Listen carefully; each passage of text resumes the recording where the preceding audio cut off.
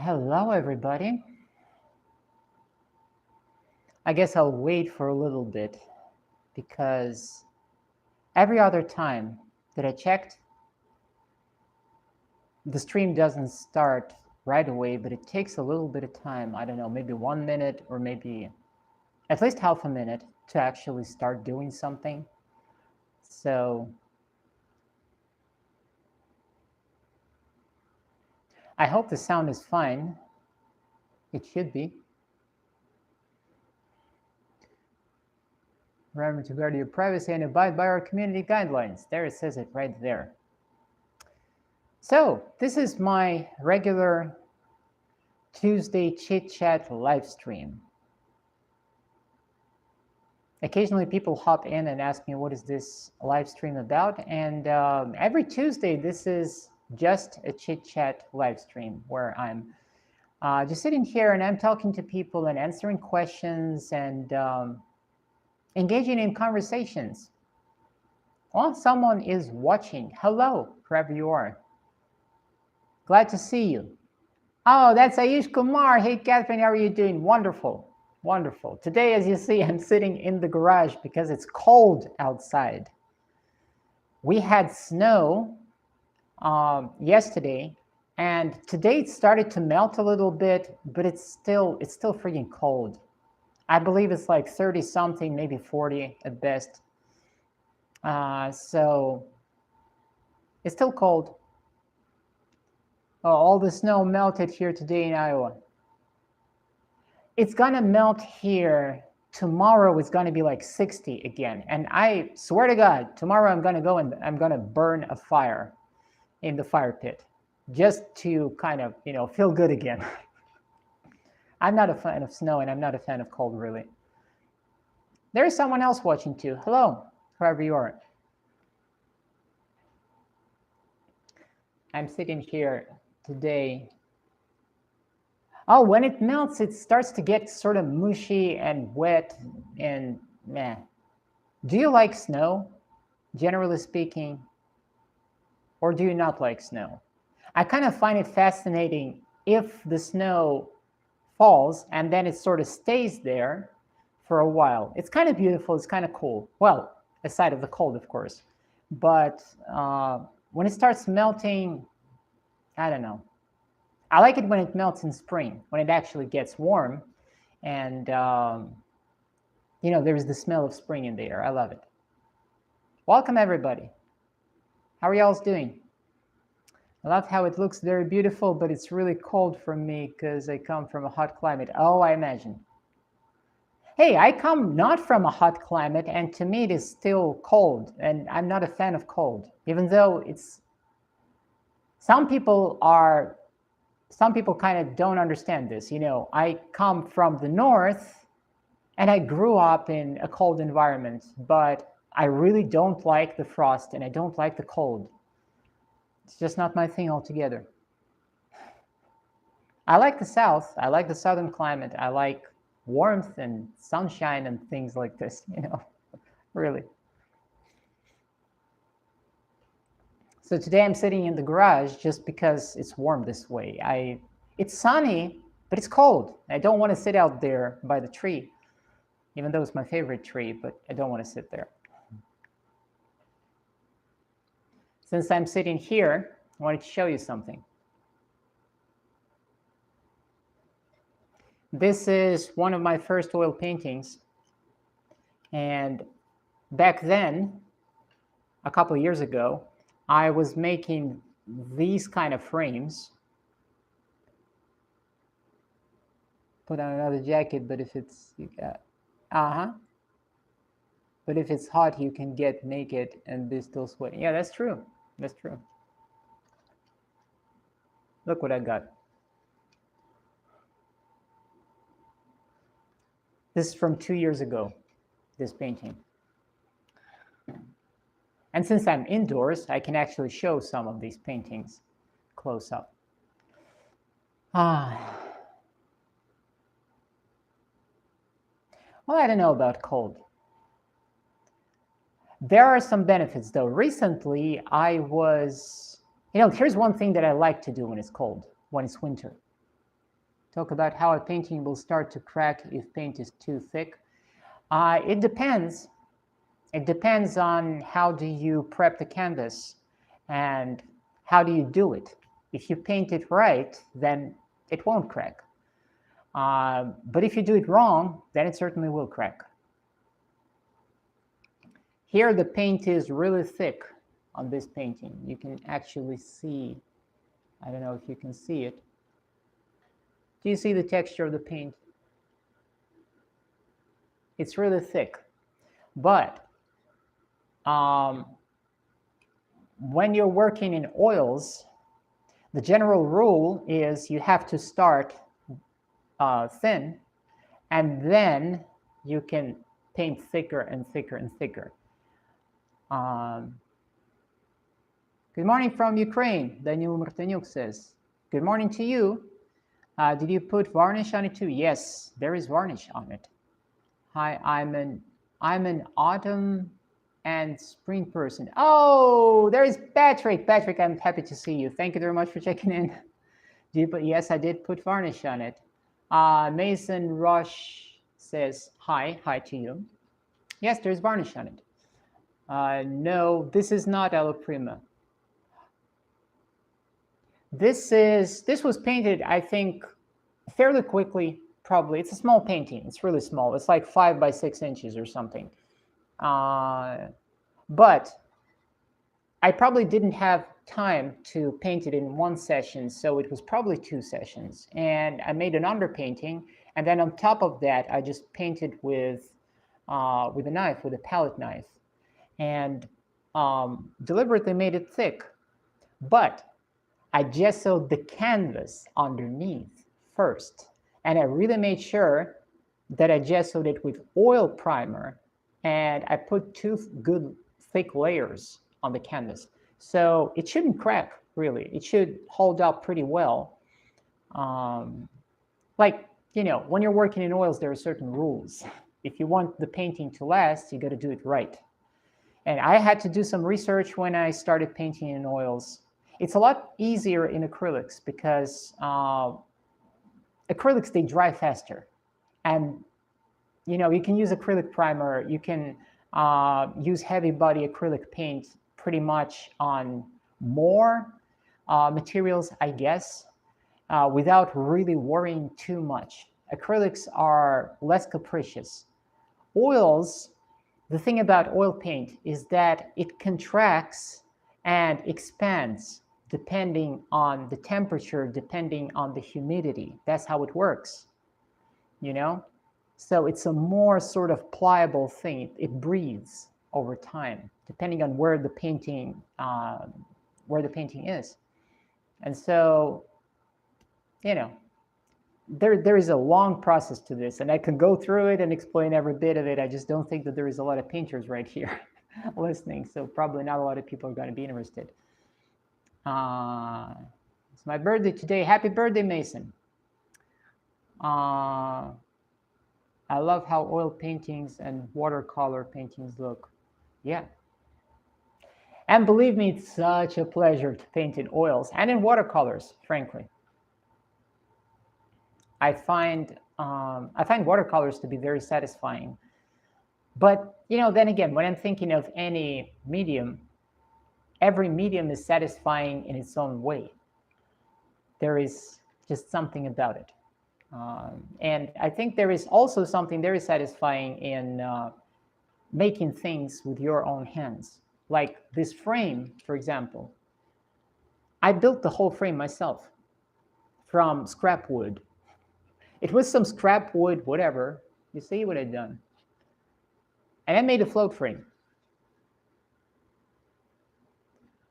Sanded down all these wood pieces, cut them, designed this whole thing. And the canvas itself, you see, this is the back of the canvas. These are 2 pieces of scrap wood, of board, stitched together with 2 other pieces of wood with some nails in it. All of it is sanded down. All of it is, gosh, what's the thing? Stained, and then covered with lacquer. You see what I mean? And the canvas is stretched right here. And then all of it is put into a float frame, and this frame is held with screws. This little thing I put there myself too. And so this is entirely handmade. The painting itself, the basis for the painting, those two boards, there is a little rim made of wood sticks that runs along the underneath the canvas, right underneath the edge. I stretched the canvas, I primed the canvas so it is, its own little thing. Then I made the float frame, stained it the way I wanted it, put some lacquer on it, screwed it on so that it holds the painting. And here's a little hanger, and I bought just the raw materials, and used scrap wood, whatever I found here, and that's it. So the whole process is extremely satisfying, I'm telling you.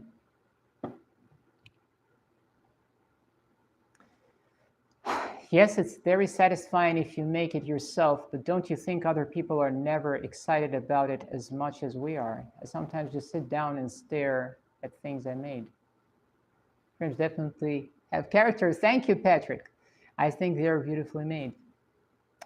I think, I don't know, Ayush Kumar. I don't really, hello, Mr. Ren. Hello, glad to see you.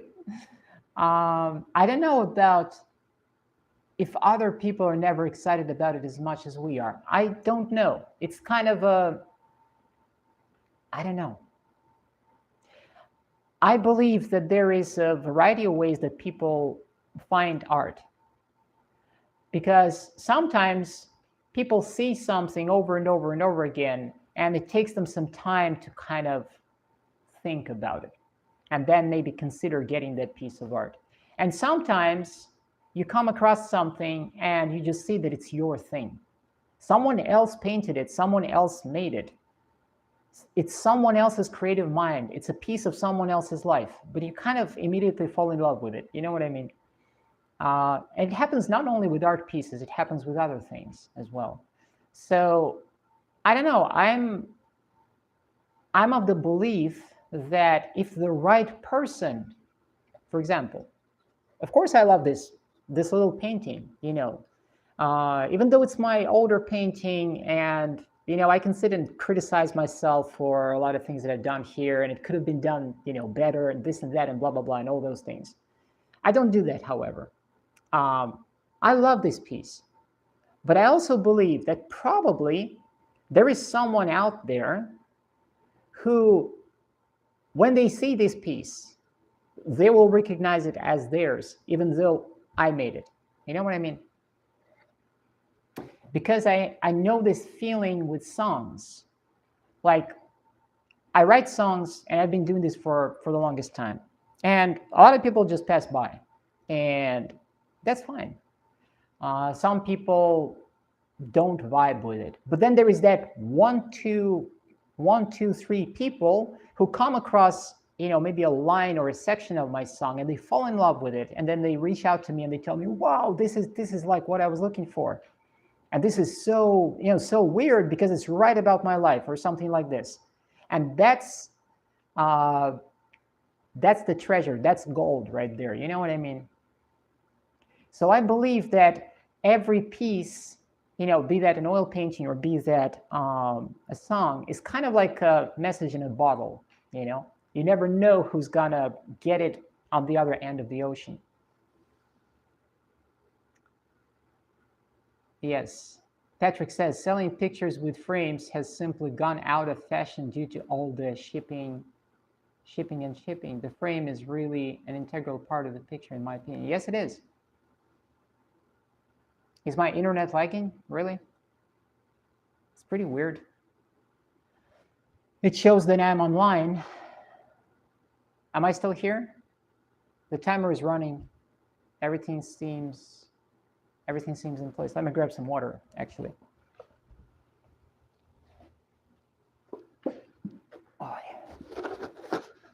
I'll be sitting and drinking water out of a jug.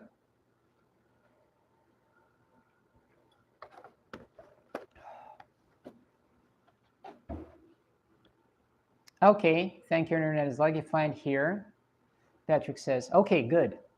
I'm worried about the internet because there was a time, when was that? I don't know, 3, 4, 5 live streams ago when the internet got choppy, and then I was sitting here and I continued talking, and the timer kept running, but apparently it wasn't streaming at that point. So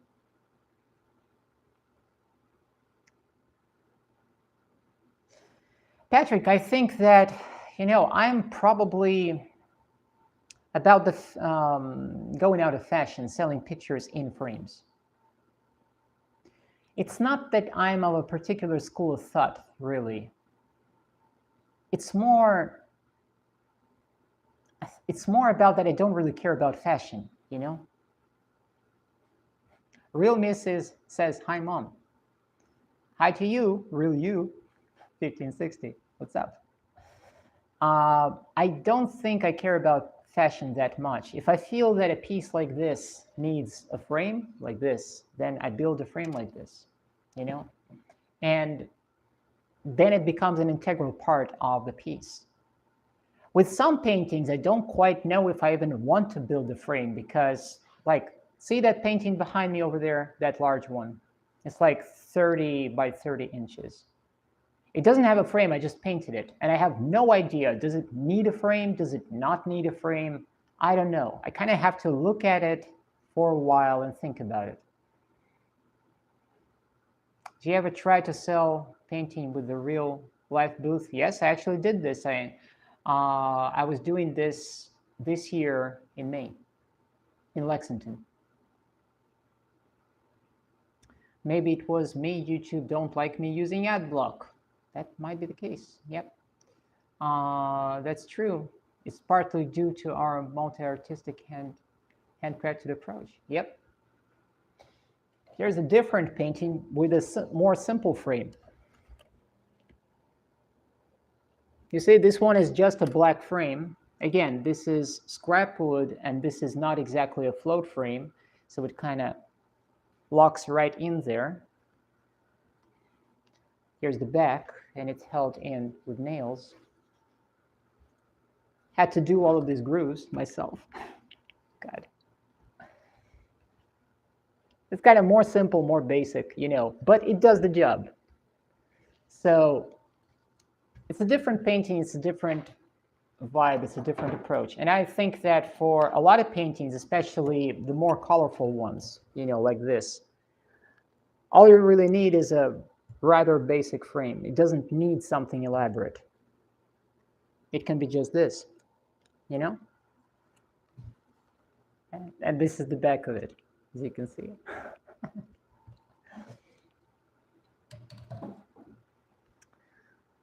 That's true, it's partly due, yep. What do you like more, online or in real life? Ayush Kumar, you know what? I don't know. It's kind of a difficult question, and I'll tell you why. I'll try not to be offensive. I'll try to be not offensive because I know that some people might take this as offensive. So I've been at this event in Lexington this May, and it was kind of a general sort of marketplace sort of thing. But I think the thing that I didn't like about it is that, there's a lot of things that I liked about it, definitely. And there were some other artists too. There was that next booth behind me, and then another booth, down the aisle.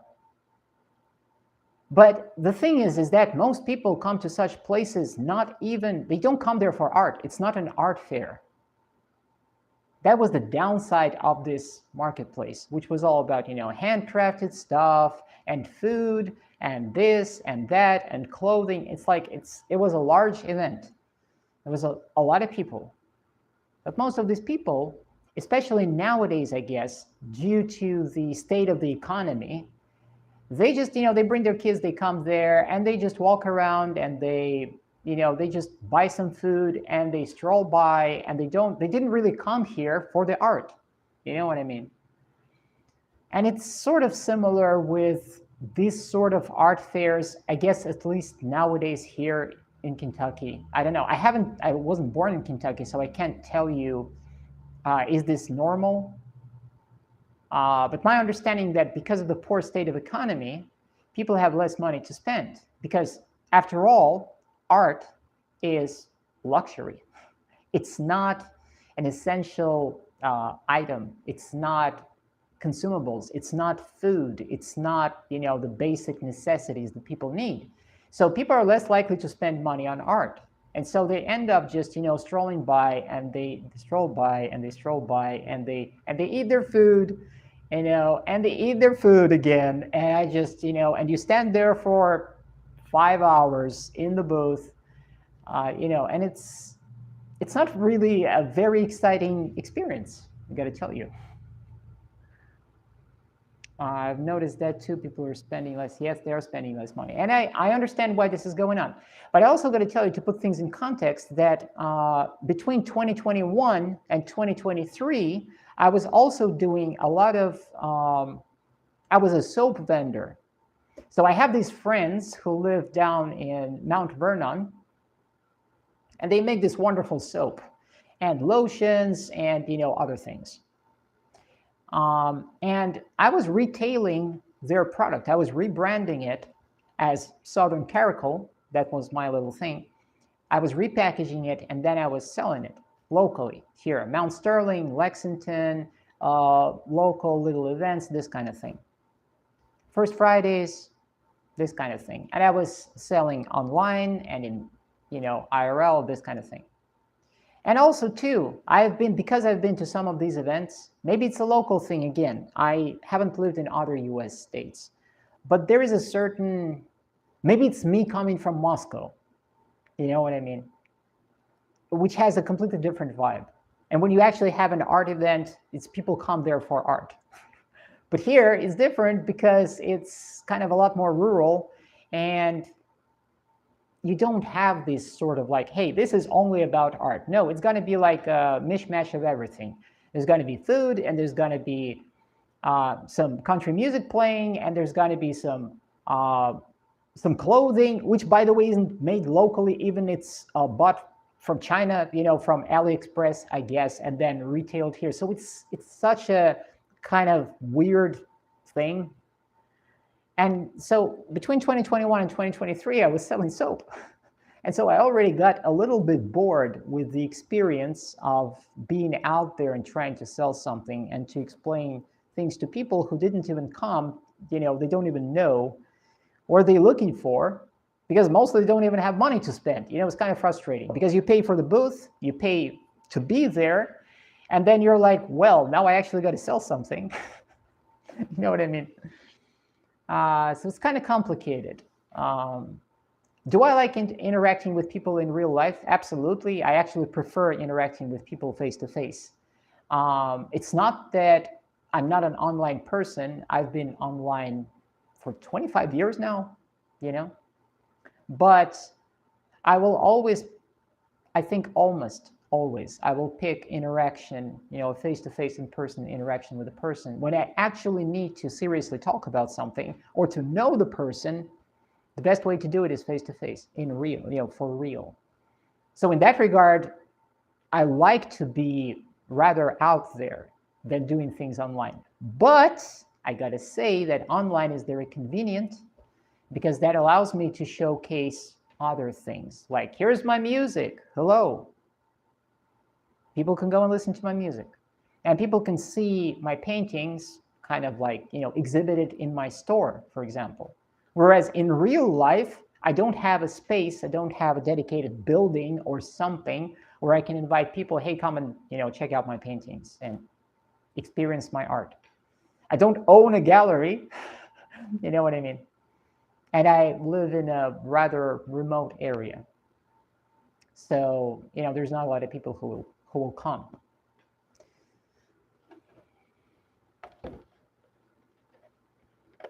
I don't know if I've answered your question. I tried not to be offensive, because I get it, that people go to events and they still want something for themselves. And of course, they're going to entertain themselves in ways that are accessible to them.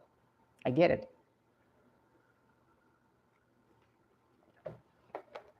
But from the vendor's perspective, I wouldn't say that it's much fun, really.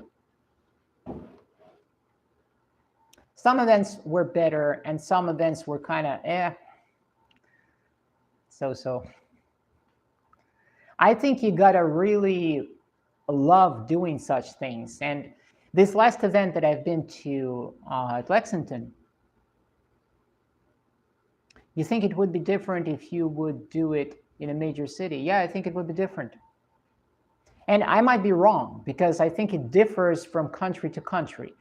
For example, I have no idea what would it be like in an American major city.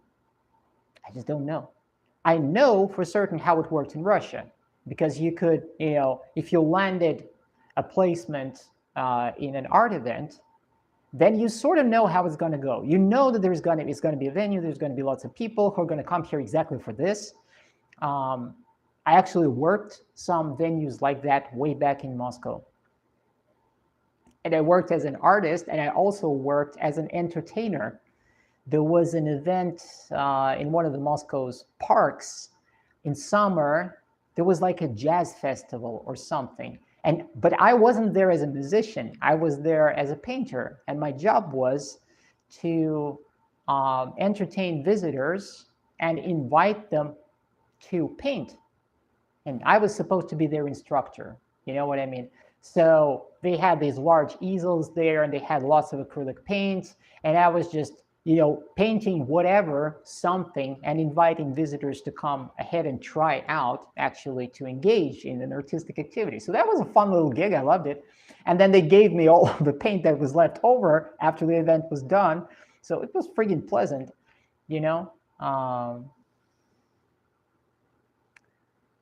Patrick says, I'm lucky enough to have Cologne, Brussels, Amsterdam, and even Paris within easy reach, all within the area of Hull, Kentucky. Yeah, Patrick, you're lucky.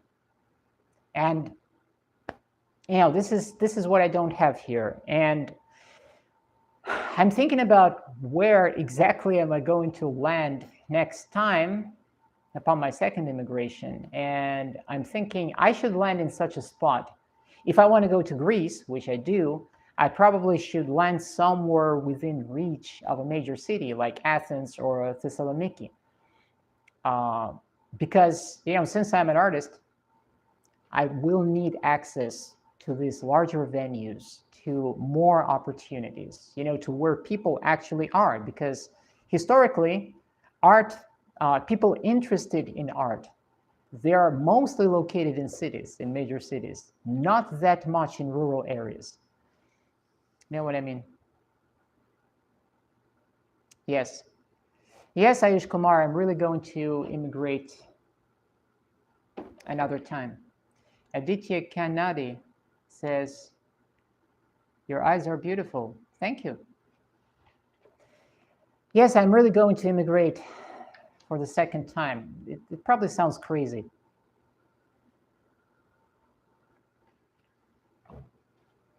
But I have to think long term. And how do I say this? I don't want to come across as a smartass because what I'm going to say, this doesn't come from a place of arrogance. But over these past 5-6 years, I think I've learned too much about this country. And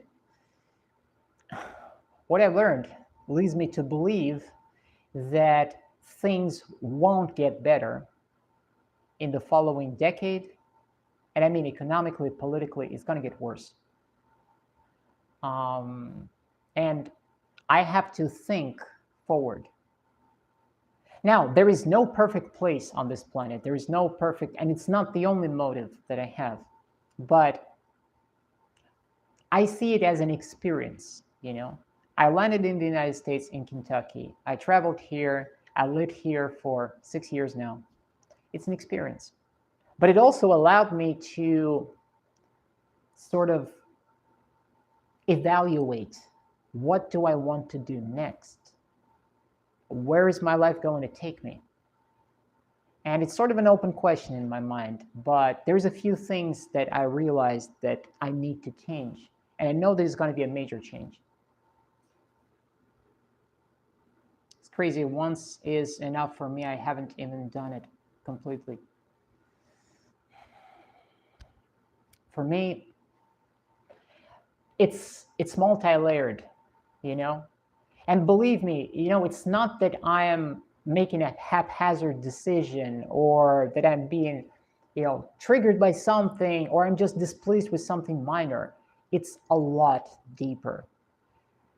My whole outlook on life, on how the world works, how countries work, what is the relationship between countries, all of this has changed in the past 5 years. It absolutely blew my mind to the extent that I am not the same person who landed here on May 25th, 2019. I'm a different person today. You know what I mean? And what I've learned wasn't very pleasant. To be frank, it's pretty ugly and pretty scary. I know the collective bullshit going on. Yeah, I dug into the underpinning reasons for this BS that is going on. And that paints a very dark picture. Interacts with another bullshit to create bigger. Yep. Exactly. So, but, I have only one life, like you do, and like everybody else has only one life. And I have to be careful how do I spend my life. Ultimately, we are all citizens of the earth, and we can, yes, to a certain extent, choose where we live and how we want. Exactly, Patrick. And that's the way I think about it. Underneath all of it, aside of all the political crap, aside of all the geopolitical confrontation, because we're living in a time of tremendous change. Seriously. And there is a lot going on, and it's a huge process, and it won't recede tomorrow or the next year. It will go on for a while. Aside of all this, there is also just underneath all of it, there is this irrational pull that I have towards the Mediterranean. I can't even explain it. Maybe my ancestors were from the Mediterranean. I don't know. Somehow, I need to go to that area. I need to experience something there, and I can't even explain it. It sounds foolish. You know what I mean? It probably sounds foolish because it's a hell of a decision to make. It's going to be difficult because I'll have to adapt once again. I'm already learning Greek, as you know, probably. It's going to blow my mind again. And I can't explain why do I need to do this to myself, because a lot of people would have just like, okay, one immigration is enough, just like you said.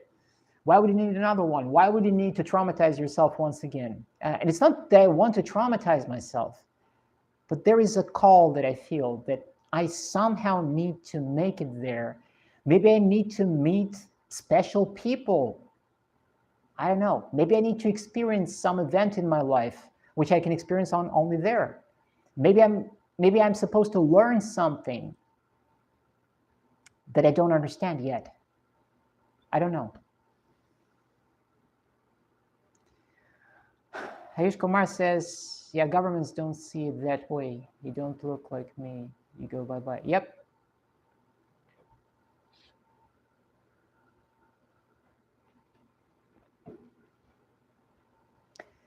Governments want us to stay put. I've got to be careful what I'm saying right now. I don't want to get banned on YouTube, because I very well might if I start actually speaking my mind explicitly. There is a great deal of control going on, let's put it this way. And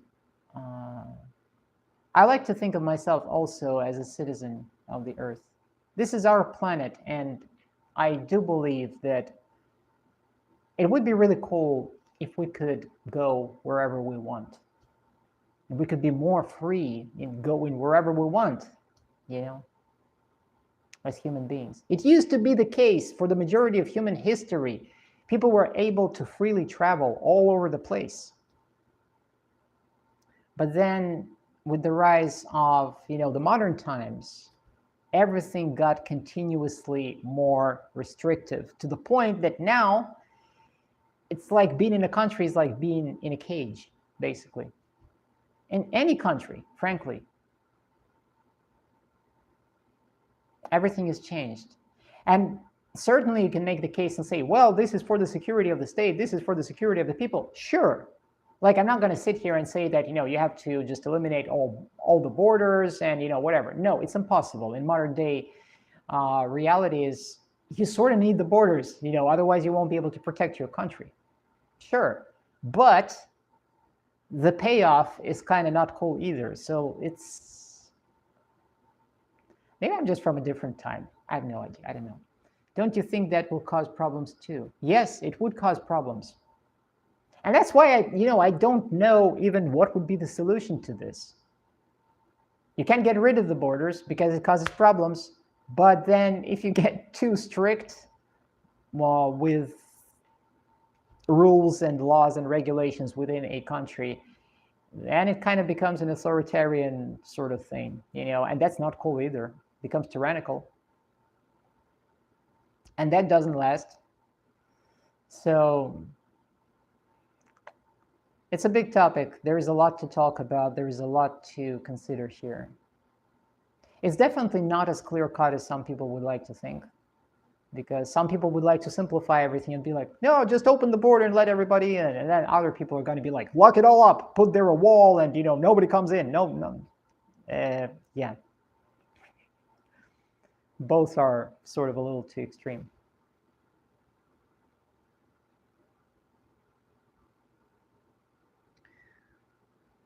Thank you for the likes, guys.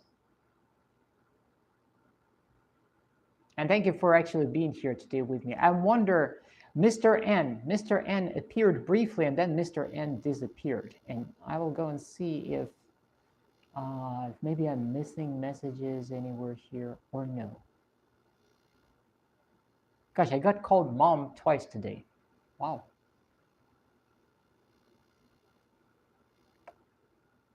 Well, I see that Mr. N was there. He said hello, and and then he did not appear. Oh, and it's getting dark sooner. Damn it! I probably should have turned on the top light, because you don't even see that painting behind me. You know what? Let me turn on the top light and see what it looks like.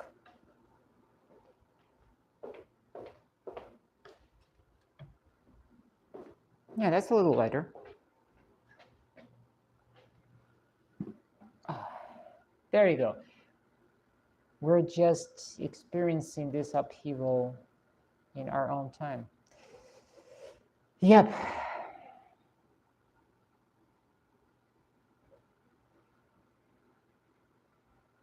Stop letting all your babies run around. Like they're all my babies, really. I have the heater right here next to me because it's cold. And so, but because I'm sitting next to the heater, it makes me thirsty constantly. So I have a jug of water and I'm sitting and drinking right out of the jug of water. Pardon me. Stop letting all your babies around. Do you see that painting behind me, that one over there? God, but it's all, there's the glare because it's oiled.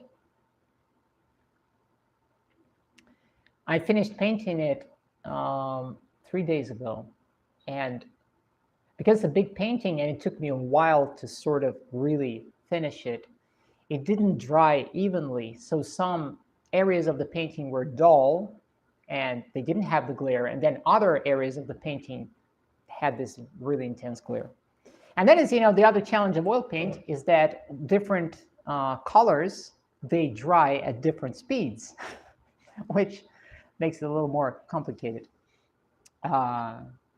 So in order to kind of give it a uniform glare and make sure that all of it is oiled enough, after finishing the painting, I picked up a simple nylon brush and covered the entire painting with oil. So 3 days ago, I've done this, and it's still drying to the touch. And then once it's completely dry, I will varnish it, but it will take some time. But, that's why there's the glare. Can't get rid of it. Oil colors, baby. That's how it is.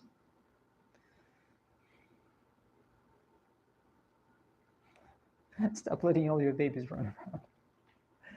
Hey, if the people who show up and tell these things to me here if they were my babies, then that would imply that I'm like really old, because these are probably adult people. So, I don't know. Luckily, they're not my babies. I see there are 5 people watching. Whoever you are, guys, hello and welcome.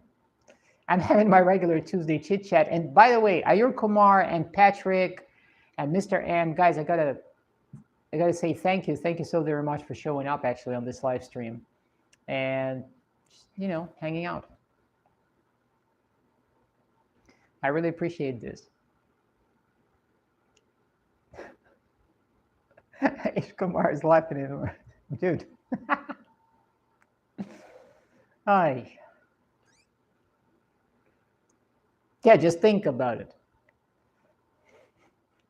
If there is like a 30-year-old dude who writes here, hey, whatever, what's up, mom, to me, and he's my son, then add another, at least 20 years to that. That makes me 50 years old or 55 or 60 years old, like, oh my God. And I'm just not that old, really.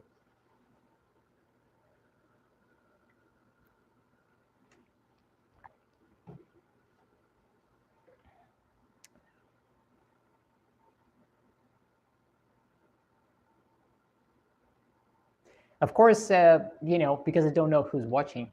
Well, you guys are already subscribed, but to those who are not subscribed, 49, that's me. Oh.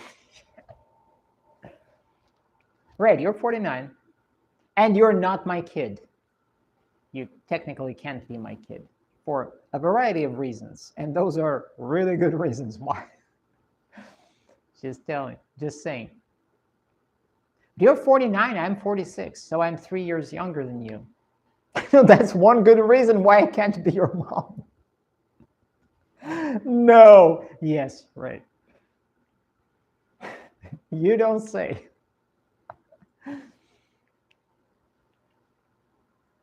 To everybody watching who is not subscribed, guys, I of course want to invite you to check out my channel. I am a painter and a musician. You ever had Pocky sticks? What is Pocky sticks? I don't know what is Pocky sticks. I'm a painter and I'm a singer-songwriter. Check out my content, and if you like my channel, subscribe. And if you don't like, don't subscribe. That's what I like to say. And if you like my content very much, then subscribe and become a member. I just kind of have to say it. You ever had? So what is Pocky sticks? Ayush Kumar, explain, please. Is it some sort of food? It's probably some sort of food of which I'm not aware of.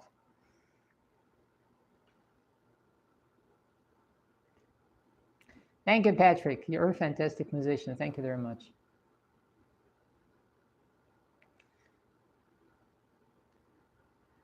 Gosh, the things I would... Hey, I'll give you one other reason why I want to go to Greece.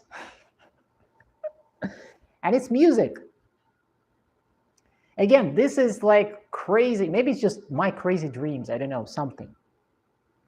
But when I get to Greece and when I settle, there's a few things that I want to have. First of all, of course, I want to build my own music studio. And, aside of my art studio. Oh, it's candy.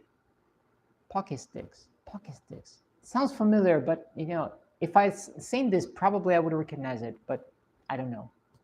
So, when I have a music studio and I want to start collecting musical instruments from the Mediterranean, and that would include, old Persian instruments, Iraqi, Lebanese instruments, Greek instruments, Turkish instruments, this sort of stuff. You know what I mean? Folk instruments and really old instruments that are still maybe played. I know that they're still played because I'm following some YouTube channels where folks are actually playing those instruments and they sound really cool. I would like to expand my understanding of music beyond the conventional Western music structure and expand it into the Middle Eastern approach, the Mediterranean approach. You know what I mean? The quarter tone, the eighth tone, this sort of thinking with completely different scales. And then what I would like to do is I would like to take my passion for heavy music, because I love writing heavy metal music. And I'll probably continue doing this because it's just so much fun, you know?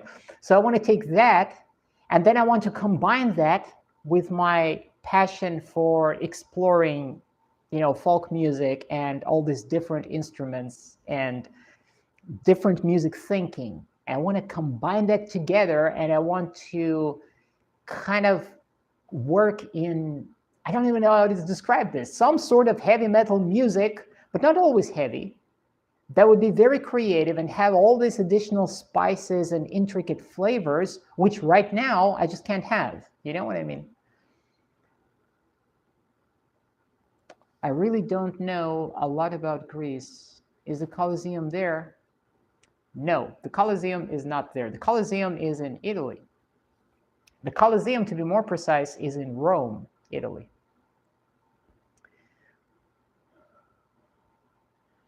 Athens is the capital of Greece. And you have other sites in Greece.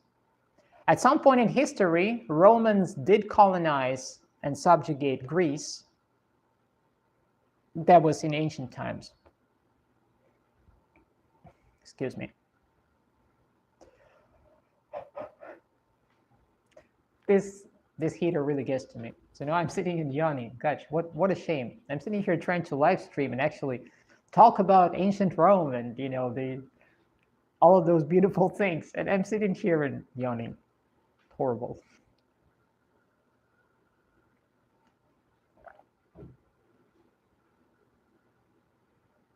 The origins of musical instruments extend via early medieval trade routes as far as Scandinavia, Russia, the Orient, etc. Oh, yeah. Oh, yeah. That sounds like a cool idea, yeah. But that's what I want to do. I want to go, that's like one additional reason why I want to be in that region. Because it's not just about the musical instruments themselves and finding those musical instruments, but it's just about traveling through that region, meeting people, experiencing local culture, Greek culture, Lebanese, Turkish culture, you know what I mean? Just the way it is, and absorbing some of that. Because, you know, it's kind of like while I was in Russia, I had no idea what is it really like to be in America. You know what I mean? And then once I moved here and I experienced the feel of how the people are and how are just things going. And it's like the simplest of things. It's a different flavor. It's a different vibe of everything. And so you kind of really got to absorb and soak that in to develop a feel for it, you know? So I know that it's not just about buying musical instruments. Like, sure, I can buy musical instruments online and they'll be shipped to me. You know, an Iranian saz or a sitar, I can probably buy them. But what am I going to do with them? Well, sure, I'll try to do something. I'll play them. But it's not the same as going there and listening to that music over there and sort of soaking it in with the sun and with the rain and with the wind and with everything. It's different. Roman routes, yes, also, yep. And Romans and the Persians, by the way, was that the Seleucid Empire or was it the Parthian Empire? I don't remember. They were building roads big time. So it wasn't just the Romans who were building infrastructure. Well, sure, they were doing it. But their adversaries, the Persians, the ancient Persians, they were building roads all over the place. And the Silk Road, this ancient trade route, was going on forever. And between China and the Persians and India, everything in between.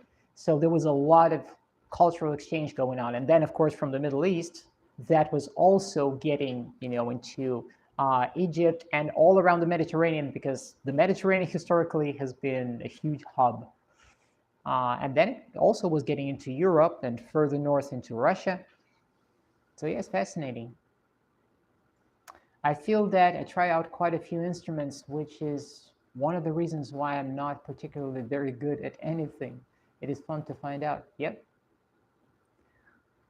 Yes, one thing I realized coming to the US is how every place you go to once, yes. Yes, Ayush Kumar, and that's the other feature, which is, and that's more about the mentality. There are some things that I realize that I can never get used to, I understand it's a different country. I understand that I'm an immigrant.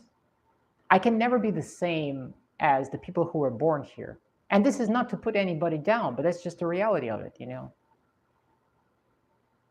Just how things are. Persians and Mongolians. Yep. Yes. Mahbub Sami 3801 says yes. Hi from Egypt. Hey, hello. Glad to see you. Thank you for showing up. How are you doing? The US is just different. The mentality is different. The culture underneath is different. And a lot of it comes from the historic roots of the United States and what was it built upon. And it took me a few years of living here to find out that I don't have those same roots, no matter how I try to condition myself. And so what am I supposed to do? I'm supposed to just sort of sit here and complain about what I don't like and how I don't like this. Well, I'm not going to change the whole country, but then, I'm an artist. So what is the path of an artist? An artist is supposed to go on his or her path. Follow the path. With courage, frankly, because I don't know what to expect in the following 10 years. I don't know what's down the road for me. It might be tragic. It might be difficult. It's probably going to be difficult. It's probably going to be risky. But if I feel that calling, I think I should go there. Makbuz Sami. Oh, Sammy, I remember you asked me last live stream, you asked me to just call you Sammy. So I'll just call you Sammy. Thank you for the hearts. Thank you for the likes, guys. How is it going on in Egypt right now? How are you doing?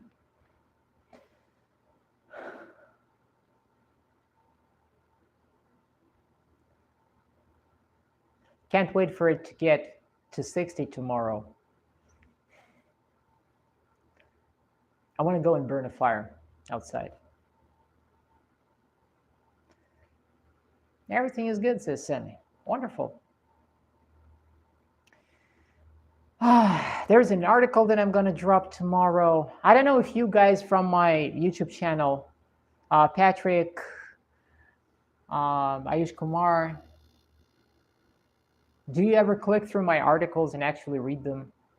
But, you don't have to. I'm just saying that I also have these articles on my WordPress site, and they're connected to my Sun City album.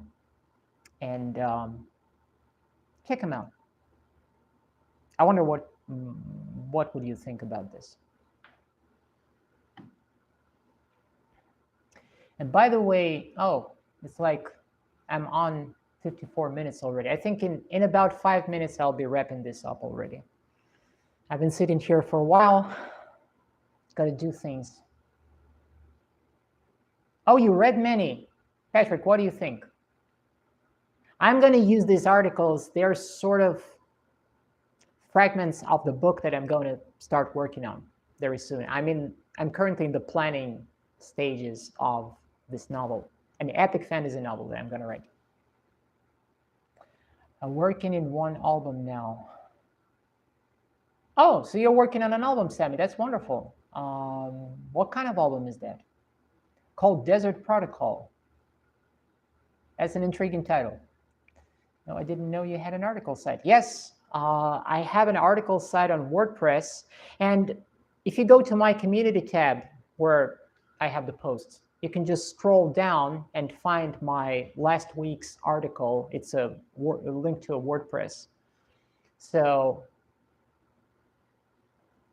that's where I publish my weekly articles. And it's sort of, I don't know even how to properly refer to this, because it's a description of a scene, kind of like a chapter, that will be included in the book.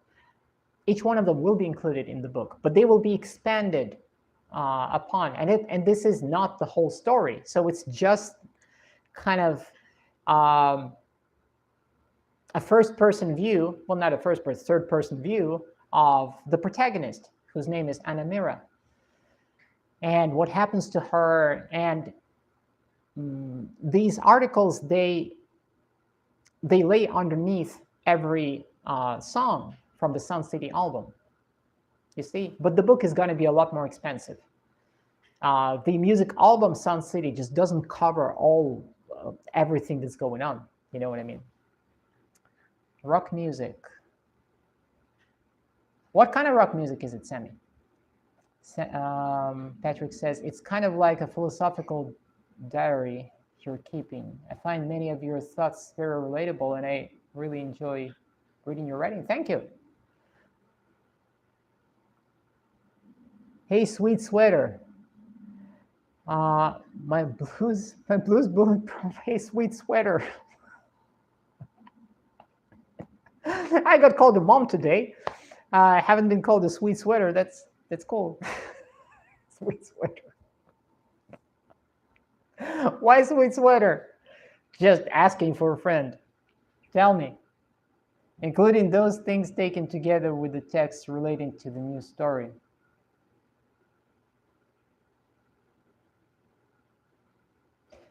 Patrick, thank you very much for reading. Oh, I have my black cat here.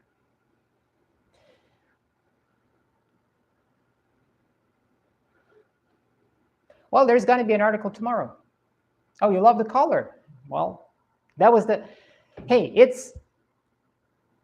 that's the best that I could find at Walmart. All right. I needed something because it was getting cold. And I got this one. The other colors were just, nah.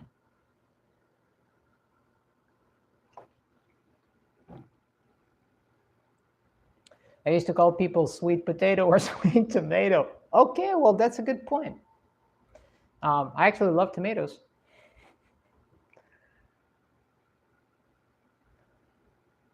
My blue's bulletproof.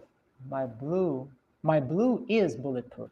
Derek. Gosh, I got my black cat, and he is kind of trying to come to me for pets, but he's coming from the, I have my phone on a tripod, and so he's kind of trying to bump into it from behind, which would, of course, tip the phone. Now, yes, tomato queen. Well, tomato is just not, I love tomatoes, but that's not my most favorite thing. The most favorite thing is apricots. I love apricots. Let us see your cat. Let me flip the, oh wow, God damn it. Let me take it out. There he is. There's Derek. There is Derek.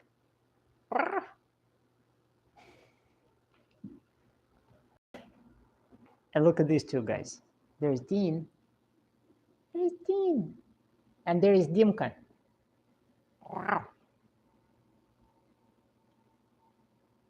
Yawn.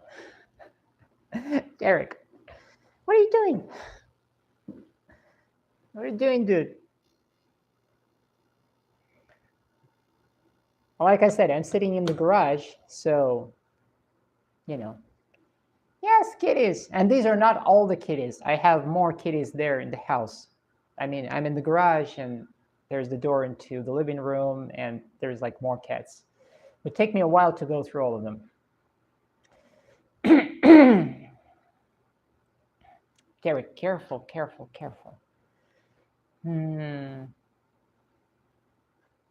Guys, I have to be, thank you very much.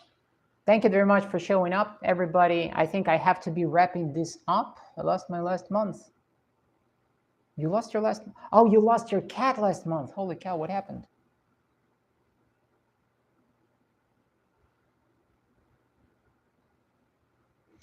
I have to be wrapping up this live stream, guys. So I want to thank everybody for showing up, and thank you for a wonderful, warm conversation. Guys, really, I appreciate this.